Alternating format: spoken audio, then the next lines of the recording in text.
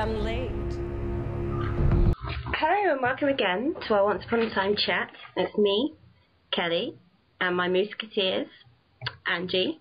Hi. And Rose. So, I'd just like to say that the name of the flower van, Game of Thorns, was absolute genius. There was my two favourite shows almost in one place. I love Game of Thrones as well. Yeah, the name of the flower van was quite cool. I thought it was pure genius. Angie, do you have anything to add? You both pretty much covered it. It was a good idea. And of course, the final point of the episode. Mm-hmm. Yes, that van has a lot of airtime. Yes. Because they should have listed it as an extra. Definitely. it deserved extra credit. It certainly did. Okay, and then. Okay, and over to you, Rose. Alright, so the main point of this episode, Skin Deep, was to understand this one, instead of the usual Once Upon a Time formula where the storybook story mirrors what happens in fairy tale world, in this one, the fairy tale story is actually the crucial one because it explains what happens in storybook. And the fairy tale story this week was Beauty and the Beast. And except this week, instead of having a horrific beast, it was actually Rumpelstiltskin. I really like that, by the way. Yes, that was an excellent twist. And in this one, it actually opens up with the Ogre Wars, and Belle is a princess whose father went to Rumpelstiltskin for help in the war. And when Rumpelstiltskin does show up, his demanded price is Belle. Yes.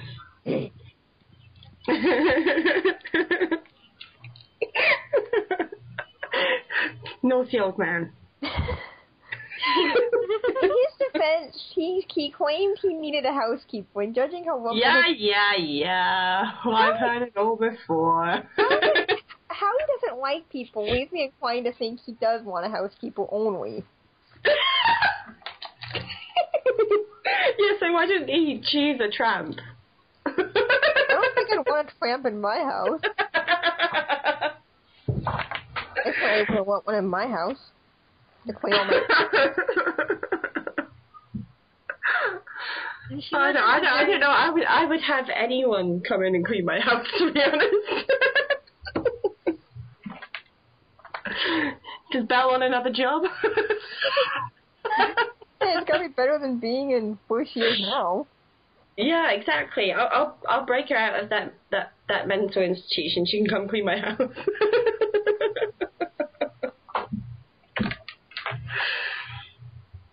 Okay, that would be awesome if you could do that. Okay. So over on the storybook side of things, the episode opens up with Mr. Gold doing what he does best. He is collecting on debts that have not been paid, including this time to our Mr.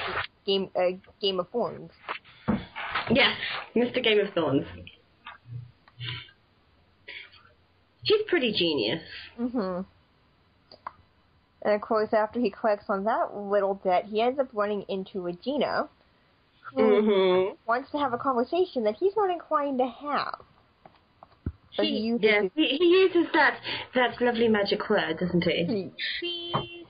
You know, honestly, when I was growing up, I was always taught please with the magic word. I never thought it was actually literal. It is for Regina. No, if Emma says please, I don't think it'll have the same effect. Yes. It just looks weird. Like he actually every time in every episode where Rumpel says please to Regina, I love that pain in her face. It's like, oh, I hate you. It's like oh, you do remember. Every time he does it, it's like, oh, damn. Yes, go on, what's your question? Oh, I was just wondering, when he says please, does it like freeze her like body or something to where like she has to do what he says, or is she just following the rule? Is it like she can't break it, or I'm pretty sure she can't break it, and every time he says please, the reason she freezes like that is because she's just like she's really, really miffed that she has to do it, because she really thought that he wouldn't remember. Yeah, because that was what she was banking on right off the bat in episode 2. Exactly. Episode 2 was, well, you're not going to remember. And he's like, well, then what's the harm? Except, as we now know, he does remember. He does remember.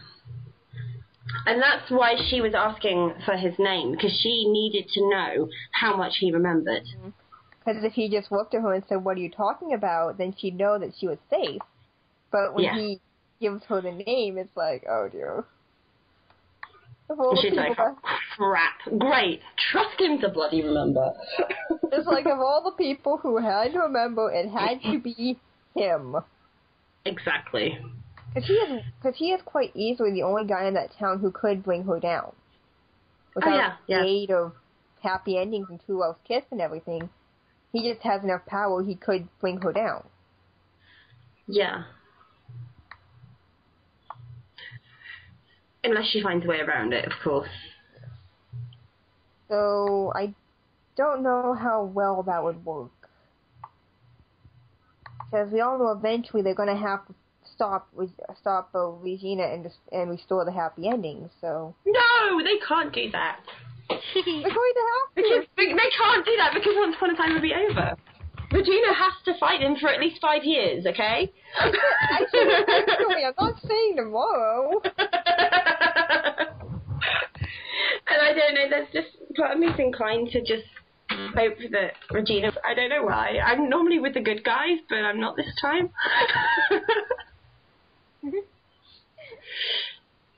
Yeah. I think she may have put something in my apple juice. Possibly. And turned me into an evil Regal. Possibly she's fun like that. Yes, but yeah, I'm rooting for Regina. That's probably why she was so.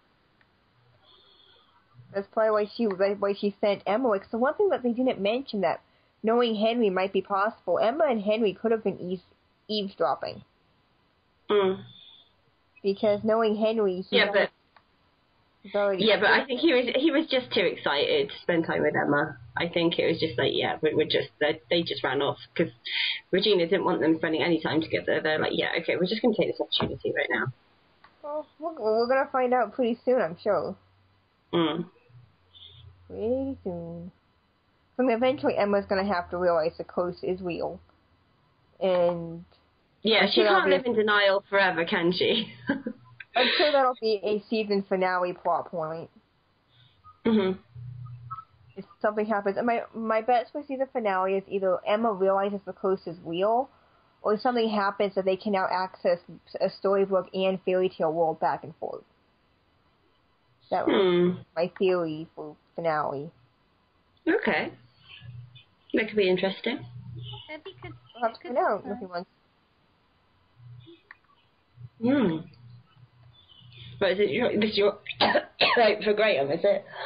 What? This is your hope for Graham coming back, is it? I have multiple hopes, so I just want a good season finale, and not have them do the V thing and have season 2 be lame. Yeah, no, I'm with you there. That's my biggest concern. They could do time travel. Time travel. They could time travel back to before the curse was enacted. Well, as long as they don't do the fringe thing and end up having 4 or 5 parallel realities that are all crossing over, that gets... How about they save that for, like, season 7 so that they can redo the whole show? It's like we're bored with this plot line. Let's just do something totally new. Yeah, let's just start over. That's the great thing with Once Upon a Time. There's all these endless possibilities. It's a very interesting show. Not very often I'm captivated by a TV show. I'm very, very fussy. It takes a lot to please me. No. But I'm in awe of this show. And, I mean, it's the writing, it's the acting, it's everything as a whole. Because normally there's a little bit of gaps, within a TV show. You either have, really good actors and not such a good script, or a really good script and not so good actors. But everything is just perfect here. Definitely. You've got to give credit to those casting agents. They've just hit gold here. Definitely.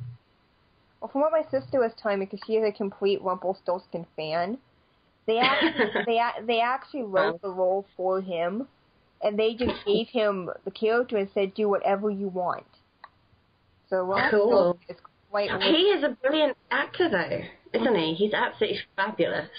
Yes. That's why there's so many layers to him. It's this guy the actor is making him up as he goes.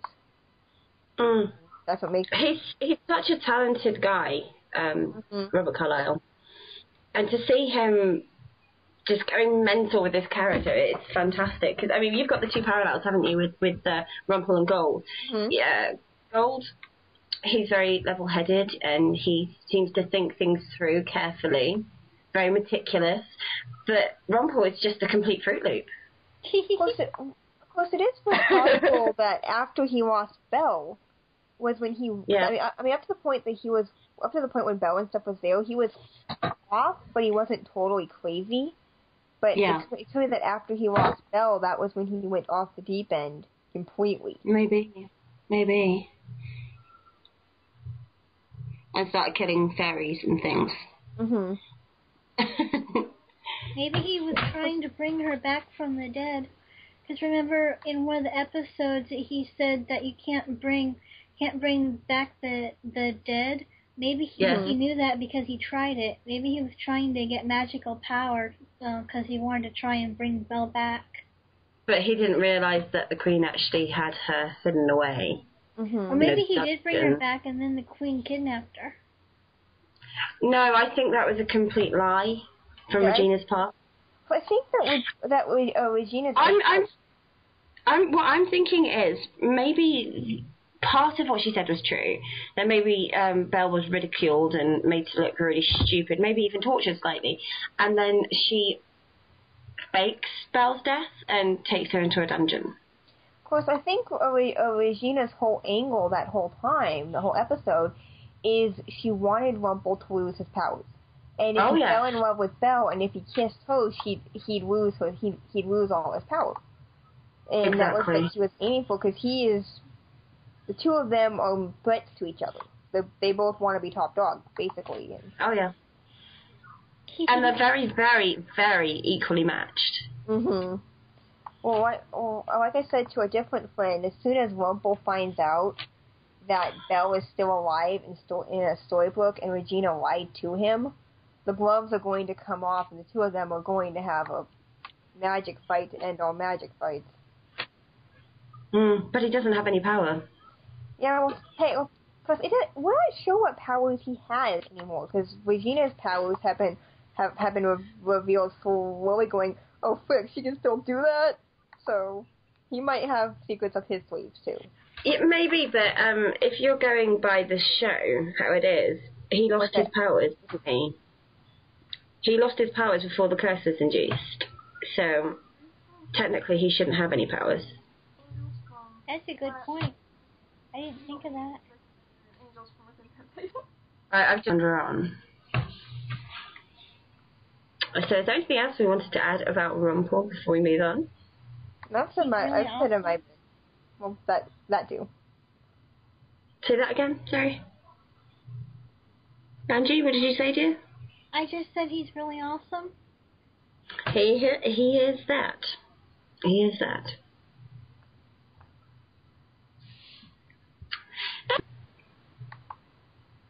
Of course, we had a little bit of the Valentine's storyline, didn't we? Yes, we did.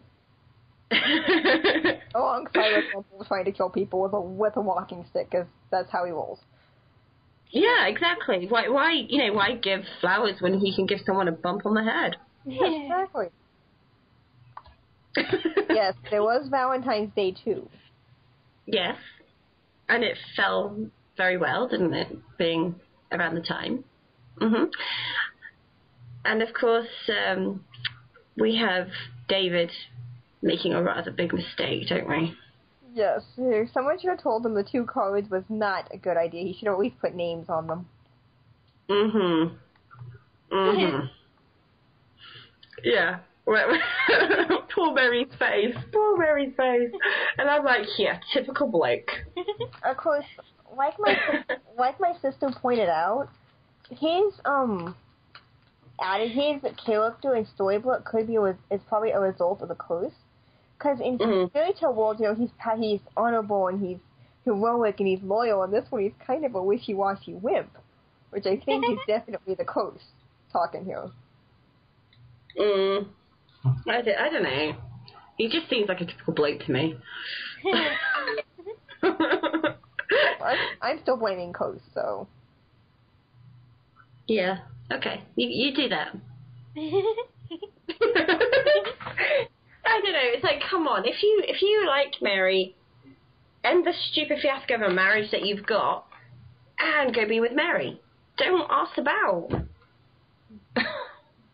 All he's doing is messing with people's hearts, and it's not fair. Well, the bottom line is, I think the entire Kaplan thing was just a storyline by the plot to add to the romantic tension between Snow and David. Because bottom line, we already know they get married. They're already endgame, you know? And I think they just added in to go, let's up the romantic tension. The rest of us are like, this is stupid. Why don't we just get rid of Kaplan? She has no point. Well, the point of Catherine was Regina trying to upset Snow, of course. Yeah. Of course, we don't even know if he's married to Catherine, because no one's ever bothered to go find a marriage certificate. Oh yeah, but Regina can get that all faked. Yes, definitely. But I mean, no one's ever even questioned. Well, if here's your husband, why didn't you? I would think that Regina would have had that all faked and already. Well, I mean, I have to agree with Emma back in episode 3 when she's talking about how she doesn't think that she thinks Catherine's lying. Cause, I mean, if I had a guy and he disappeared for that long, I'd at least go to the hospital and see if he toned up, you know? At least go, I haven't heard anything. Yeah, the one hospital in that place. It's like I would at least go and make sure, I'd at least go to the cops and make sure he hadn't gotten in an accident, and I'd at least go to the hospital. Okay, I guess for her defense, in Storybrooke, time has kind of stood still. But still, do something. I mean, like she was saying, it had been like 4 years or something since they broke up. It's like, you'd think 4 years, you'd wonder why he hadn't sent you a text, or his mother hadn't sent you... Maybe she had a vet with someone, and she was like, crap. She was sleeping with Whale. Everybody has an affair with Whale in Storybrooke. That's how it's going to work. I mean, that guy's everywhere. Of course, if she called up the hospital and said, is David in hospital? No! Of course, Regina just wanted him to stay in coma forever, and then when he wakes up, it's like, he wasn't supposed to wake up. Oh, crap. It's like, okay, plan B. Yeah, plan B. Plan B, let's fake a spouse. Yeah. Plan C, hang Snow White. Well, it's a lot harder to make that look like an accident. just mess with her brake line or just apple. Just give us some apple juice laced with poison. That would actually work. Yeah, that could work. I wonder if Dr. Will does the autopsies. Oh, yeah, of course he would. And then he would say it was natural causes. There's nothing wrong here. She died. I mean, he's used that one before. It's like, oh yeah, totally natural causes. It's like, yeah, really. Okay. So he opens up, grabbing like, crap, there's no heart in here. Heart attack! Well, it's like, I still think that if I could actually find the autopsy report, you'd be like, holy crap. it'd be like in Men in Black when they're doing the autopsy on the alien. Yeah. And the woman's like, well, what can you tell is wrong here? Is wrong in here? Well, all's fine. There are no organs in here. Yeah, that's fine. Yeah, there's nothing wrong with that. It's like, oh, yeah, it's like, but yeah, I'm digressing.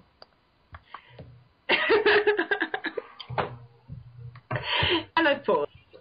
Okay, I think that pretty much covers everything this week. So this is me, Kelly. It's Angie. Bye. And Rose. Thank you. Bye. And we'll catch you all again next week. Thank you again for listening. Bye-bye. Bye. You can say bye now. Bye.